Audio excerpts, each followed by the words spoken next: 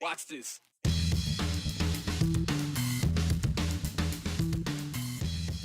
More talk of public money for private education, but today we're hearing from the side opposed to establishing education savings accounts in Idaho. Their concern? It's going to cost way more than we're being told. You need some extra cash? Well, instead of just looking for loose change in the cushions of your couch, you could always just look online. The state says they don't want to hold it for you anymore, and the number of people with unclaimed property may surprise you. You can add water to the list of things that raises the cackles of certain Idahoans. But now there's an organization asking those people to keep calm and get creative to help find innovative ways to sustain it. Oh, and it could earn you 10 grand.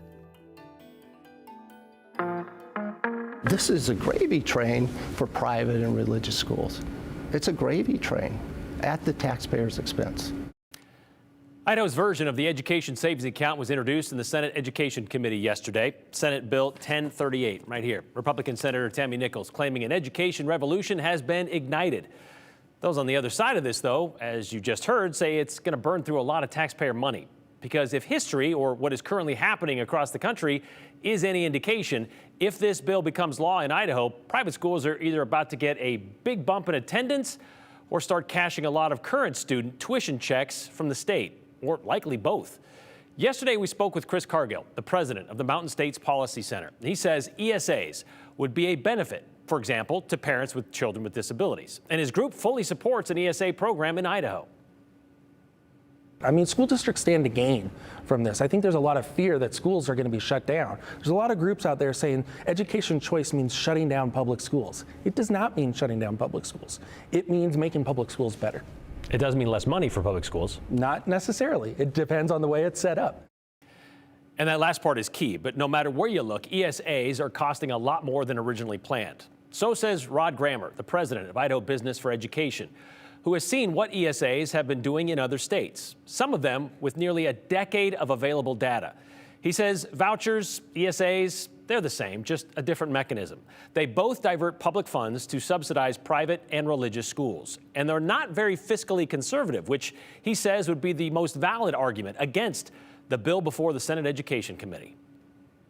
The biggest problem is that it takes money away from public schools, leads to property tax increases, and it really doesn't do anything for student achievement.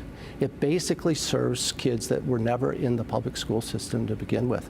That's the pattern in Wisconsin, Indiana, Ohio. It's the pattern unfolding in Arizona right now. I mean, it started out small, just like in Idaho. These guys are following the playbook. And keep in mind, these are out-of-state, powerful, wealthy people pushing this on the state of Idaho. Like in Ohio, it started out with $5 million to help 3,000 kids. And now it's over $600 million helping 69,000 kids. We don't have that kind of population, though. Well, it's going to get there. But if you take what they did yesterday, it's about $6,000, 59, we'll just use the exact number. We've got between 15 and 17, 18,000 private school students. We don't even know how many homeschool students we have. But if you take just those private school students, that's about $100 million. And that's where we're going. This is starting out with 20, just like other places. But we're heading north of 100 million. That's if everybody signs up. Why wouldn't you sign up? It's $6,000 of free money. This legislation has been modeled after Arizona with 10 years of experience and is considered the gold standard being used by most other states. Modeled after Arizona, who just this school year opened up their education savings accounts to every student. And about 75% of those who signed up last fall have never been in the public school system. Yet their parents will get nearly $7,000 taxpayer dollars to pay for their kids' continued private school education. A gold standard, Grammer says, that looks a lot like a golden goose. You can be a millionaire in Arizona and still get $7,000 per student. So this isn't about helping these poor kids in failing schools. This is about providing direct government subsidies to families whose kids never went to public schools. That is the pattern. That's where the huge cost comes in. One legislator was accusing the governor of socialism yesterday for trying to give $8,500 for graduating seniors so they could go on to college, and he called it socialism. Well, this is socialism on steroids. You're just passing out money like it's candy.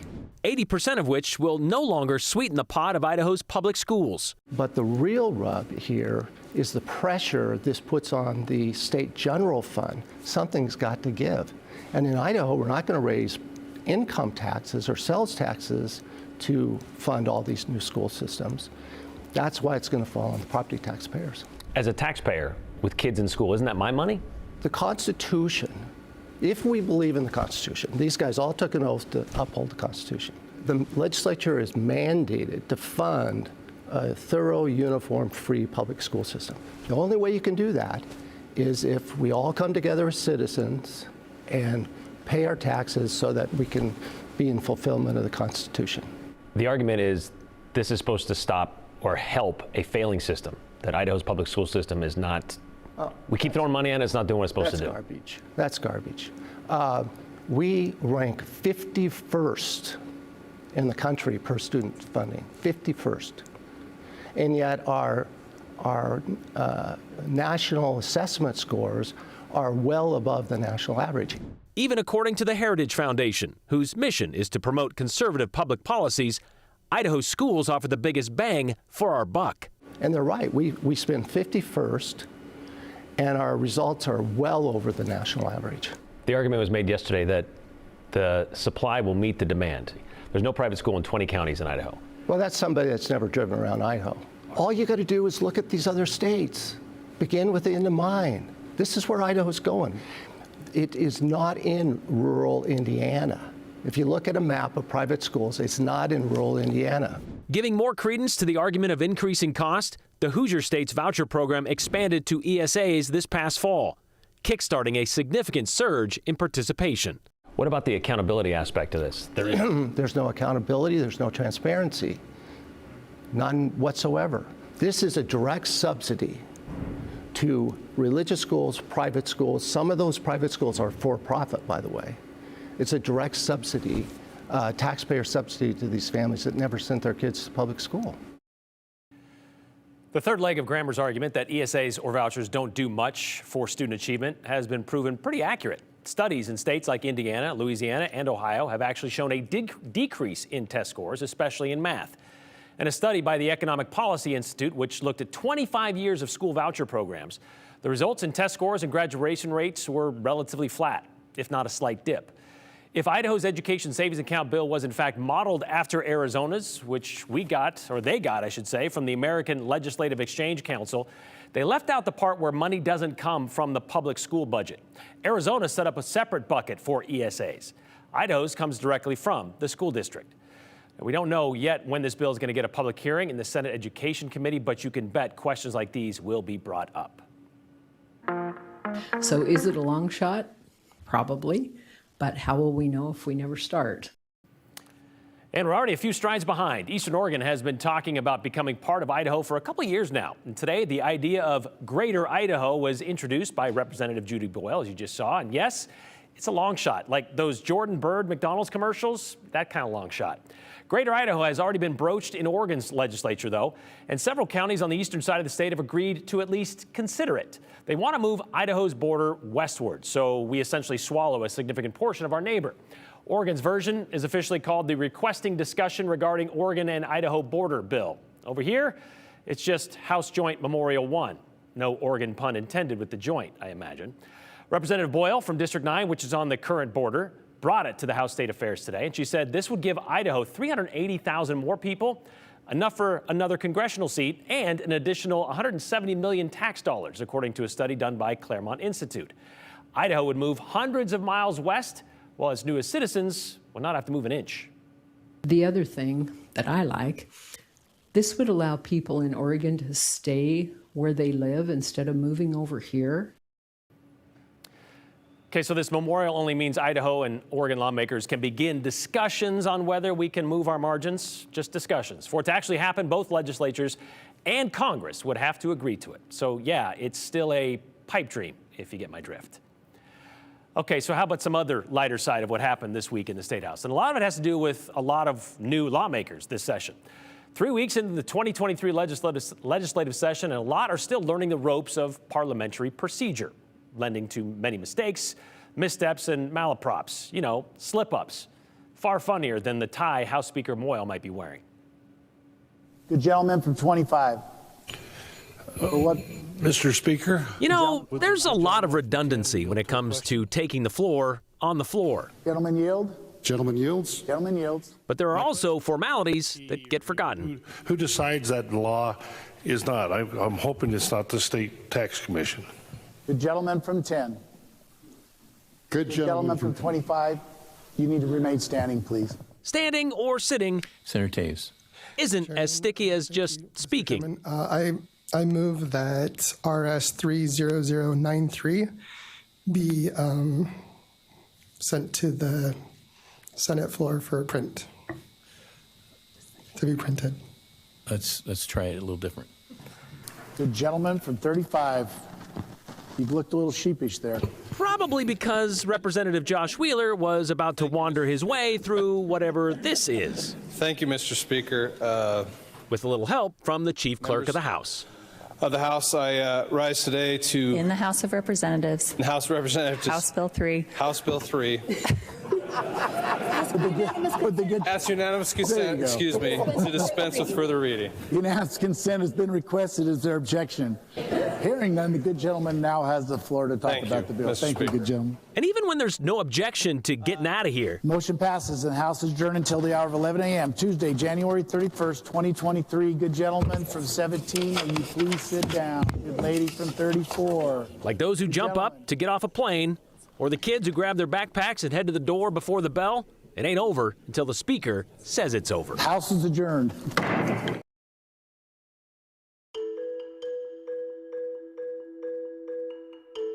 There may be some money out there with your name on it. How would you know? Well, you just need a name and access to the internet. And don't worry, there's no Nigerian prince involved this time. This is also the time to let us know your comments, your questions, and your concerns. Text them to the number on your screen, 208-321-5614. And remember, put in your name and the hashtag the 208. Oh, and keep them clean, concise, and clever. Clever helps, so stick around. You might see yours at the end of the show.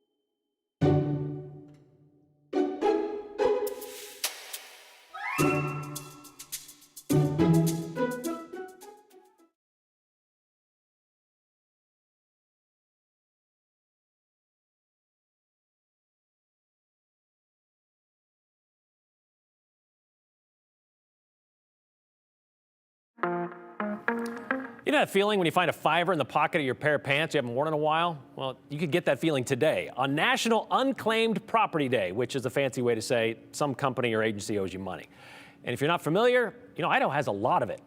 Do a quick search on the Idaho State Department of Treasury's website. Just type in a name. I don't know, any name. How about Brian Holmes? That's a good one. See what you find there. Apparently he's owed a handful of dollars, isn't he? I know I'm not the only one out there, though. That's true. Some of these have to be mine, though. I got to look into this, right? That'd be nice. Some total as little as 15 cents. Some people, though, it could be thousands, anywhere from hundreds to thousands of dollars. And in total, the state treasury says they have $228 million unclaimed dollars. How does this even happen? How could someone like me or another Brian Holmes out there be owed money they didn't even know about? Here's Andrew Bartline. What's lost has to be found, right? Does losing my mind count? Jody Maltaire's been there before. Yeah, I guess I've lost things. I lost a pair of AirPods one time on an airplane, and I'll just misplace things here and there. But in the great state of Idaho, I feel comfortable here. I feel at home. Lost property would be returned to its rightful owner, right? No idea. Turns out, so those things are common. Idaho State Treasurer Julie Ellsworth says the state holds on to a lot of money that's not theirs. As a matter of fact, we have $228 million that needs to be claimed in the state of Idaho. State treasurers are heightening the need for people to come and claim their lost money. The message extends to businesses too. A quick trip around the block shows the Matador on 8th Street can claim up to $50 from an internet provider.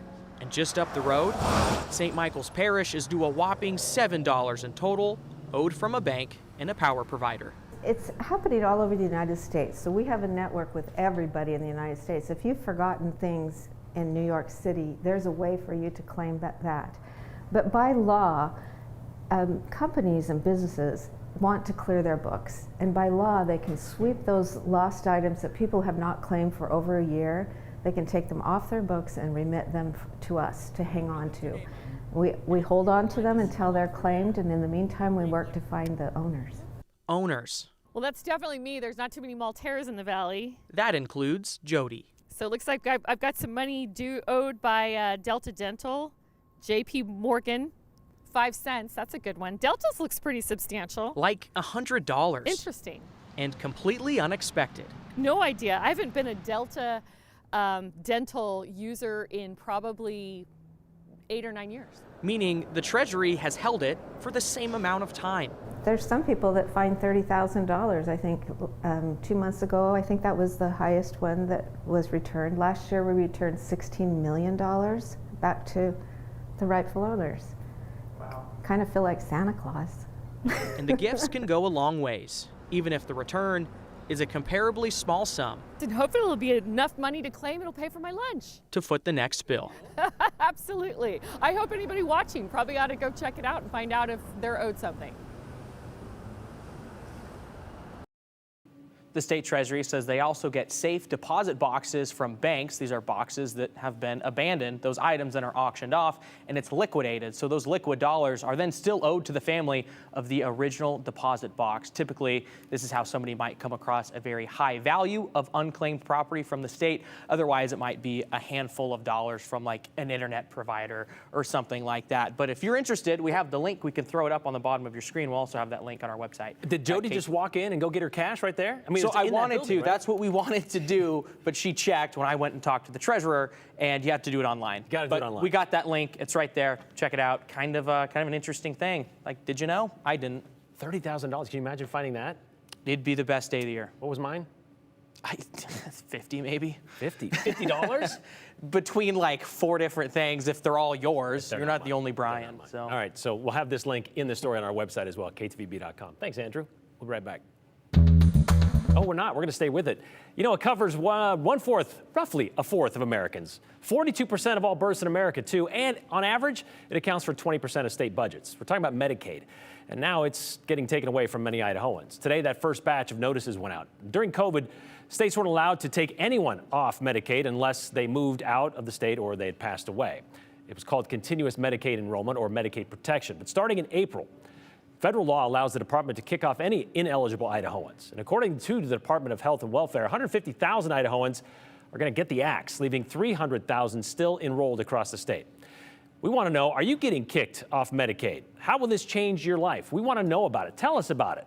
We'd love to talk to you. You can text us, that same number, 321-5614, and we'll reach out and we'll try to kind of get your story out to the rest of the state of Idaho. Now, we'll take a break.